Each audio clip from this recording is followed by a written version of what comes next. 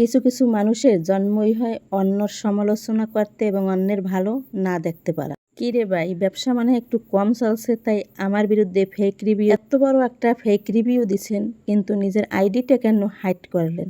ভাই, হাইড কইরা যদি আপনি রিভিউ দেন তাইলে আমি চিনব কিভাবে আপনি কে? আপনি যদি একজনের বিরুদ্ধে ফেক রিভিউ দেন, খারাপ রিভিউ দেন, অবশ্যই আপনার প্রমাণ দিতে হবে যে আপনি আমার থেকে কেক নিয়েছেন ওই তারিখে এবং 2 পাউন্ডের কেক আমি একটাই বানাইছি ওই তারিখে, সেটার ফিডব্যাক খুব ভালো আসছে, আমি আপনাদের সাথে শেয়ার করে দিচ্ছি। আমার বিরুদ্ধে যে এই রিভিউটা দিছে অবশ্যই সে একজন বেকার হবে এবং তার প্রোডাক্ট চলছে না বিধায় সে আমার প্রোডাক্ট চলছে দেখে মানে তার গা জ্বলে, মোটামুটি গা জ্বলে বিধায় আমার বিরুদ্ধে এরকমের রিভিউ দিছে।